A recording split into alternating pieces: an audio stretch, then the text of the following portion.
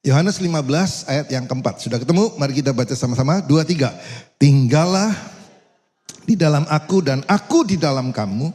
Sama seperti ranting tidak dapat berbuah dari dirinya sendiri. Kalau ia tidak tinggal pada pokok anggur. Suaranya, demikian juga kamu tidak berbuah jikalau kamu tidak tinggal di dalam aku. Ya, judul khotbah saya tetap tinggal di tengah apa? Halo?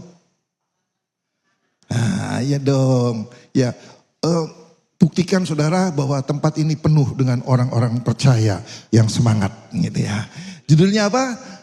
Tetap tinggal di tengah tekanan. Saudara, saya ingin sampaikan bahwa di dalam Yesus itu bukan segala sesuatunya kemudian menjadi mulus, kemudian menjadi bebas hambatan seperti jalan tol, saudara ya. Jalan tol aja kadang-kadang macet, saudara ya.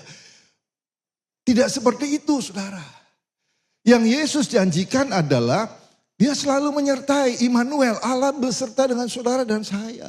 Yang Yesus janjikan adalah memberi kekuatan bagi kita semua. Amin. Untuk melewati apapun yang Tuhan izinkan dalam hidup saudara dan saya. Apapun yang sudah hadapi dalam kehidupan ini, percayalah. Gitu ya. Tuhan selalu menyertai saudara. Nah, persoalannya gini saudara. Banyak orang gagal bukan di awal, bukan. Orang gagal banyaknya apa? Di tengah proses, saudara. Awal wah masih semangat, awal masih berapi-api, awal masih menyala-nyala, saudara. Tapi berjalannya waktu, saudara. Mereka kemudian menjadi lemah dan mereka menjadi kalah, gagal, saudara. Saudara mungkin berkata gini, loh Pak, aku ini sudah ngikutin semua firman, sudah kairos, sudah tak tunggu, sudah segera menanggapi, sudah meninggalkan segala sesuatu, sudah mengikut Yesus. Tapi kok seperti ini? Gitu ya. Tapi kok seperti ini enggak ada perubahan. Tetap mumet, saudara ya. You know? Tetap ruwet, saudara ya. Bahasa Indonesia memang luar biasa. Mumet, ruwet, ribet, saudara. Lihat, kalimat terakhirnya itu bet semua, tapi memang konotasinya nggak bagus semua, saudara. Lu ya apa? Kok masih seperti ini? Masih mumet, ruwet, ribet, apalagi saudara, tambahin sendiri ya. Saudara, Yesus bilang apa? Tinggallah di dalam aku. Nah, firmannya dahsyat, saudara. Ya, Yohanes 15 ayat 4 ini kalau kita resapi, renungkan baik-baik, saudara, itu waduh, maknanya dalam, kuasanya dalam. Saya percaya setiap kita orang percaya dalam Kristus pasti sudah pernah dengar, sering baca ayat ini, tinggallah di dalam aku. Kalau saudara mau mendalami, saudara mau memberi waktu untuk merenungkan sejenak, saudara, saya percaya ilham roh. Ya. Roh Kudus itu selalu memberi inspirasi. Roh Kudus itu selalu memberi pengertian-pengertian baru. Ayatnya sama. Tapi kalau saudara buka, sungguh-sungguh buka hati saudara. Saudara fokus dengan firman, fokus dengan kehadiran Tuhan. Ada sesuatu yang baru yang Tuhan singkapkan. Makanya judulnya tetap apa? Tetap tinggal di tengah, apa sih? Lali aku. Tetap tinggal di tengah tekanan, saudara. Saya percaya ya, dalam banyak hal kehidupan kita ini tidak lepas dari yang namanya pressure. Anda bekerja pasti ada tekanan, ada pressure. Apa? Target. Ya. Anda bisnis, usaha, dagang, apa tekanannya? Omset. Terus saudara. Itu tekanan saudara. Secara sadar dah sadar, diakui dah diakui. Itu satu pressure buat saudara, satu tekanan buat saudara. Dan tekanan itu akan semakin menghimpit saudara ketika saudara tidak tinggal di dalam Yesus. Makanya hari ini kalau ada di antara kita yang menghadapi seperti itu, Yesus bilang ini, tinggallah di dalamku. Bukan lari, saudara. Bukan minggat, you know minggat. Bukan saudara, tinggallah di dalamku. Nah, kita lihat sebentar, perhatikan. Kata tinggal dalam bahasa aslinya, dalam bahasa Yunani, ya, dikatakan meno. Meno. Gitu ya. Yang punya arti apa? Tinggal, menetap, tidak pergi, terus melekat. Jadi ketika Yesus berkata tinggallah di dalamku, itu ditulis apa? Mainate, saudara ya. Itu bentuk perintah, kalimat perintah, tinggallah di dalamku. Bahasa Indonesia juga sama, saudara.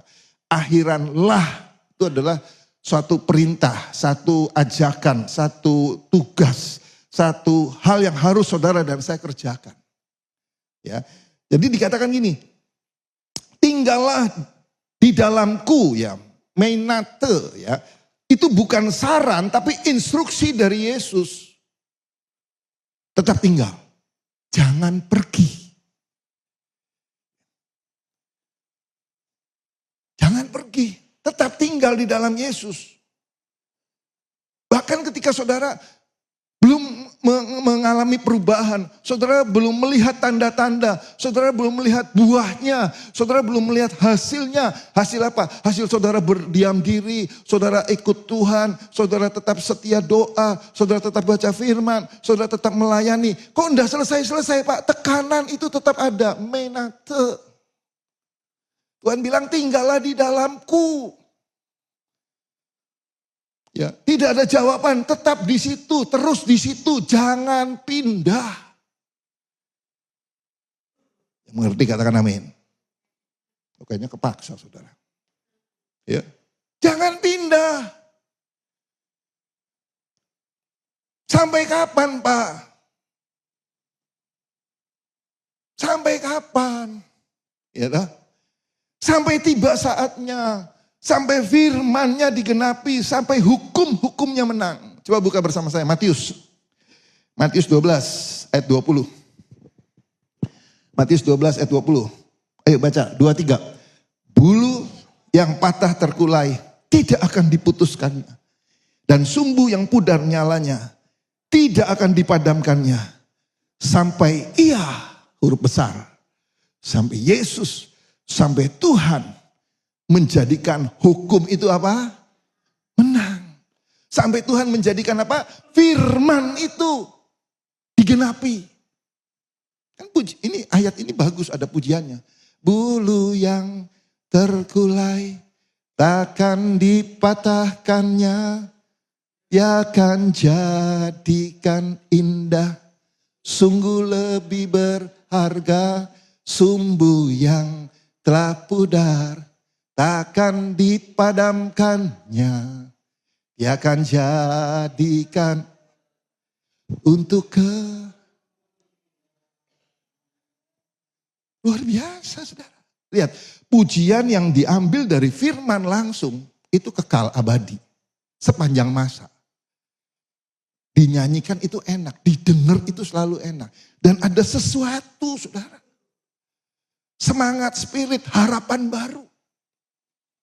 Ya, bulu yang patah terkulai tidak akan diputuskannya, tetap nempel, tetap connect, tetap terhubung, tidak pergi, tidak melepaskan diri. Ya. Coba kita lihat Hana, 1 Samuel 1, 1 Samuel 1. 1 Samuel 1 kita akan baca beberapa ayat ya, tapi tidak berurutan. 1 Samuel 1 ayat 3, kemudian dilanjutkan ayat yang ke-7, kemudian ayat 12 dan sampai 14. Bapak Ibu lihat aja di sini. Kita baca sama-sama, 2, 3. Orang itu dari tahun ke tahun pergi meninggalkan kotanya untuk sujud menyembah dan mempersembahkan korban kepada Tuhan semesta alam di Silo. Di sana yang menjadi imam Tuhan ialah kedua anak Eli, Hofni dan Pineas. Demikianlah terjadi dari tahun ke tahun, setiap kali, baca dengan kuat, Hana pergi ke rumah Tuhan, Penina menyakiti hati Hana sehingga ia menangis dan tidak mau makan. Ayat 12, Lanjut 1 Samuel 1 ayat 12. Ketika perempuan itu terus menerus berdoa di hadapan Tuhan, maka Eli mengamat-ngamati mulut perempuan itu, dan karena Hana berkata-kata dalam hatinya dan hanya bibirnya saja bergerak-gerak, tetapi suaranya tidak kedengaran, maka Eli menyangka perempuan itu mabuk. Lalu kata Eli, berapa lama lagi engkau berlaku sebagai orang mabuk? Lepaskanlah dirimu daripada mabukmu. Saudara lihat kronologisnya, klik ya. Kronologisnya, Hana itu siapa? Hana itu istri Elkana.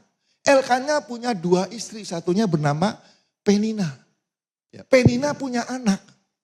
Hana enggak punya anak. Makanya dia berdoa.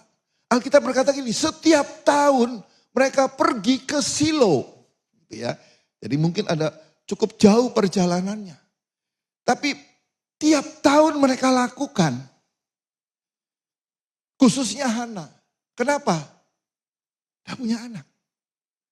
Ada kebutuhan. Ada permintaan. Apa yang dilakukan Hana? Berdoa, datang ibadah, berdoa minta anak. Bertahun-tahun dilakukan. Artinya ini pergumulan, saudara. Artinya ini proses. Saya pernah bilang kan, manusia pengennya cepat. Ya. Tuhan maunya proses. Gitu ya. Tuhan ngitungnya, manusia ngitungnya kan waktu. Kapan? Tuhan ngitungnya apa? Keselarasan. Gitu saudara ya. Perhatikan, ini kisah Hana ini bagus saudara ya. Kisah Hana ini bagus ya. Apa yang dilakukan Hana? Datang ibadah, berdoa, minta anak, bertahun-tahun dilakukan. Doa belum dijawab, anak belum diberi. Yang ada apa saudara? Yang ada apa? Alkitab mencatat, Penina selalu menyakiti hatinya. Gitu ya. Yang ada apa? Yang ada adalah hinaan, cibiran, bahkan disalah mengerti. Sampai Imam Eli, saudara, ketika lihat Hana, komat kamit, enggak jelas ngomong apa. Dikira apa saudara? Dikira orang mabuk. Dikira orang mabuk saudara. Tapi apa yang dikatakan saudara? Apa yang dilakukan Hana saudara? Peduli amat. Gitu ya, gampangan gini. Peduli amat lah. Lu ngomong apa tentang gue, peduli amat. Dia enggak berhenti. Dia enggak putus saudara. Dia enggak absen. Dia tetap datang saudara. Ya, dia tetap datang ke Silo setiap tahun. Tetap hadir. Menate tetap tinggal.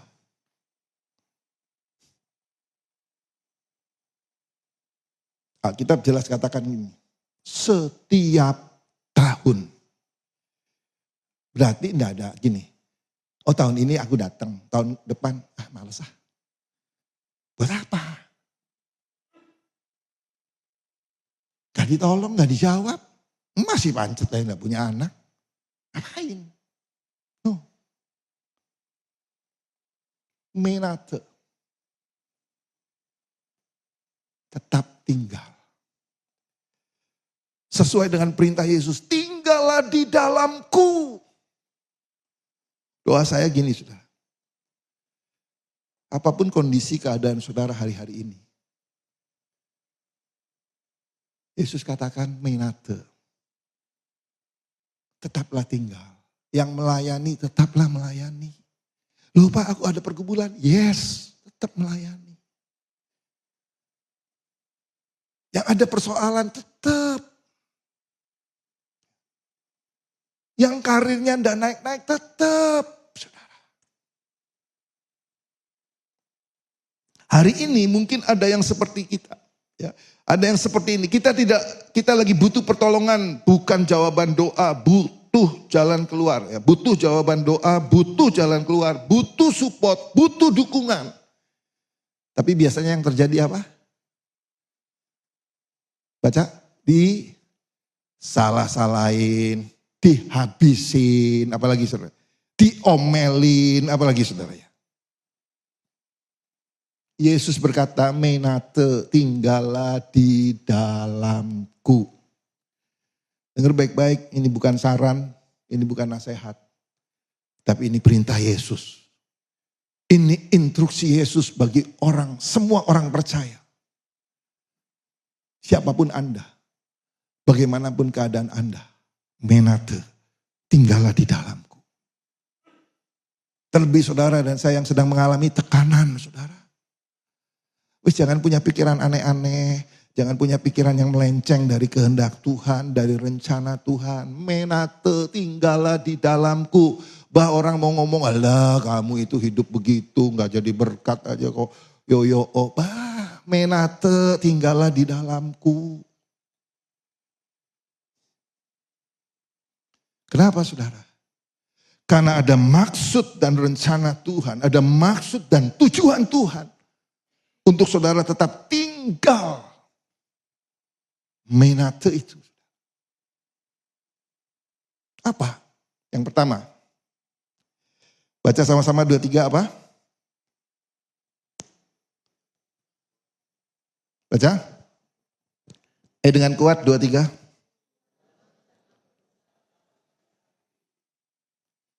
Saudara, kalau Tuhan kasih instruksi, kalau Tuhan kasih perintah, itu bukan asal perintah, asal nyuruh.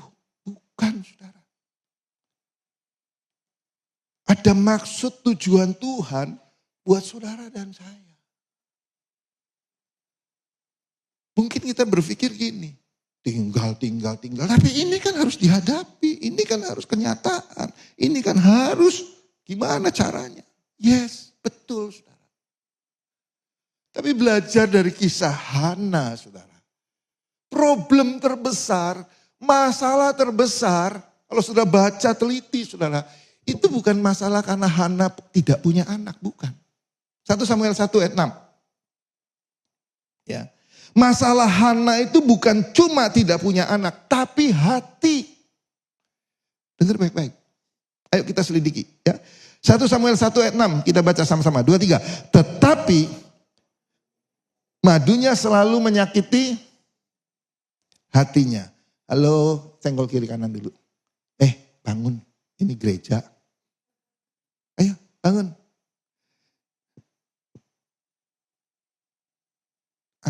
Antusiaslah Bapak Ibu, semangatlah.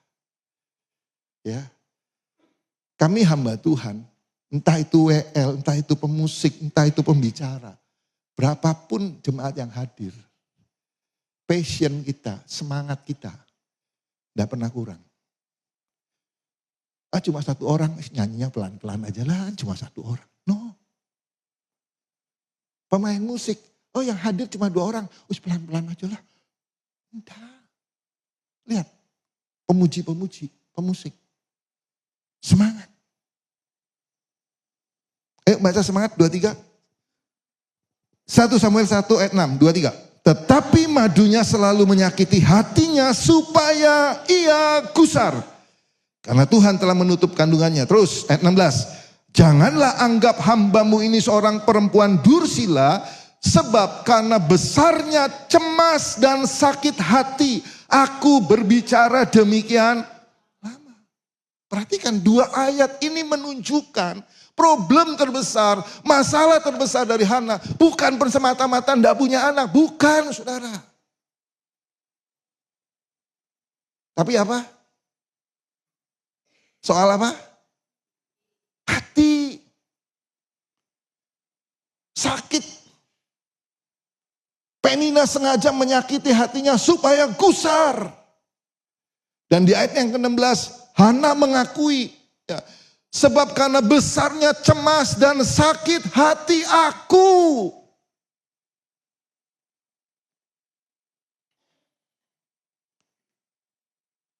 Langkah pertama untuk dipulihkan, akui saudara. Salah, akui salah. Lalai, akui lalai. Dosa, akui dosa. 1 Yohanes 1 ayat 9. Jika engkau mengaku dosamu, maka Ia Allah yang setia akan mengampuni dan memberi jalan keluar. Tapi kalau kita ngeyel, ngotot-ngototan, bela sendiri, aduh saudara. Lihat saudara, orang kalau sudah sakit hati, di end saudara. Ulangi kata-kata saya, orang kalau sudah sakit hati, kelar. 2, 3. Baru 10 orang. Lebih kuat lagi. Katakan sebelah saya. Katakan sebelah-sebelah. Denger ya. Gitu, saudara. Orang kalau sudah sakit hati itu kelar. Makanya Amsal 4 ayat 2-3 berkata, jagalah hatimu dengan segala kewaspadaan. Ya. Karena dari situlah terpancar kehidupan. Makanya yang Tuhan kerjakan, kenapa Yesus perintahkan tinggallah di dalamku, kata Tuhan. Karena Tuhan sedang memperbesar kapasitas hati saudara dan saya.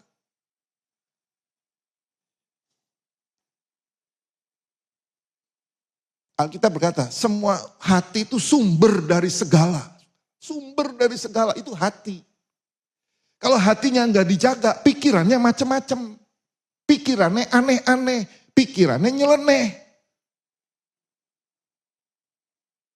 Gak apa-apa, ini masih suasana minal aidin. Saya keras dulu saudara ya. Nanti pulang dari sana kita minal aidin saudara. Kalau hatinya nggak benar, pikirannya macam-macam saudara.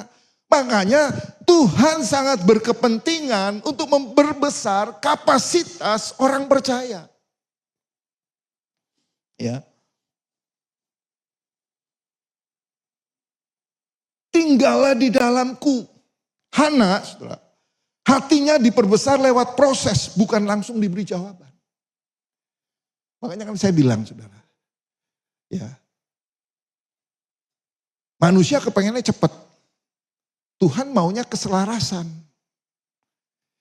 Kalau pada saat tahun pertama Hana datang minta anak terus langsung Tuhan berkati. Tuhan bisa kok dalam sekejap. Bisa. Tapi kalau hatinya masih pahit, hatinya masih sakit karena Penina. Itu beda saudara. Beda. Makanya Tuhan berkepentingan beresin dulu hati. Ya, dan Hana hatinya diperbesar lewat proses, lewat hinaan, lewat sindiran, lewat disalah mengertikan orang mabuk lah, orang apalah. Supaya apa? Kapasitas hatinya jadi besar. Ya. Hati kecil, small heart, gampang tersinggung, mudah mundur. Kena omongan gak enak, kesinggung. Disalami mata pasakarnya ke sana, gak nganggep tuh. Lihat. Pasakar yang nyebut ulang tahun Jason, Jason tok, yang lain enggak. Haleluya saudara. Itu small heart, ya, gampang tersinggung, mudah mundur, hidup jadi sempit. Dengar baik-baik. Amsal 4 ayat 23, jagalah hatimu dengan segala kewaspadaan karena dari situlah terpancar kehidupan. Kalau hati kita kecil, hidup jadi kecil Bapak Ibu. Hidup jadi sempit. Diperbesar kapasitasnya jadi apa? Big heart, hati yang besar. Hati yang besar itu apa? Bisa menanggung, tidak pahit. Paulus berkata gini, segala perkara dapat kutanggung di dalam Dia yang memberi kekuatan. Itu hatinya besar. Legowo, you know legowo? Dihina, ya sudahlah. Diejek, ya sudahlah. Disindir, ya sudahlah. Dikata-katain, ya sudahlah, legowo.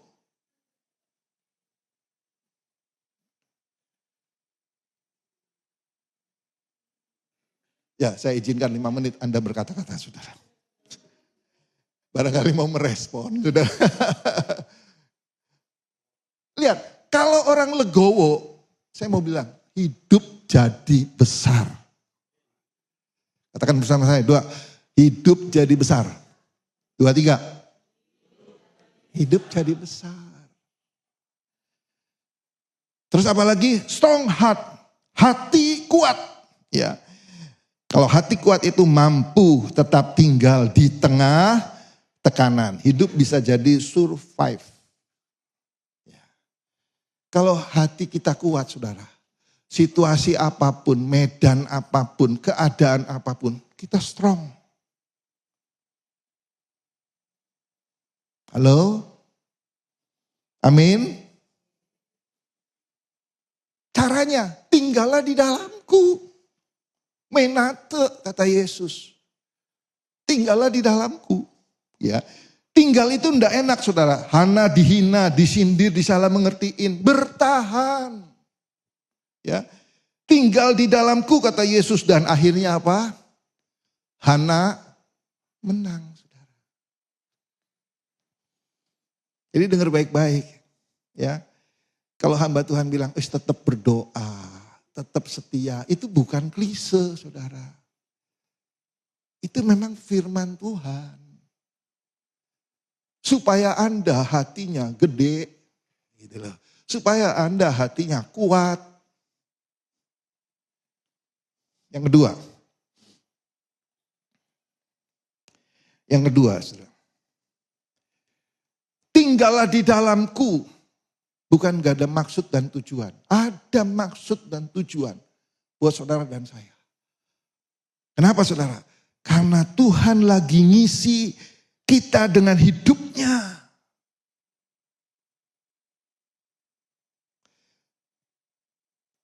Tuhan lagi ngeflow in hidupnya ke kita, saudara.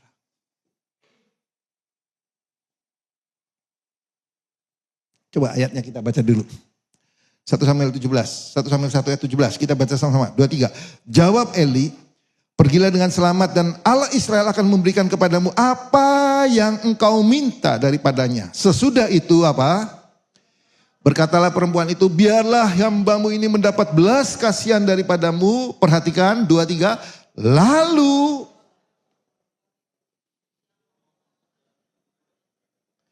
mukanya dengan kuat.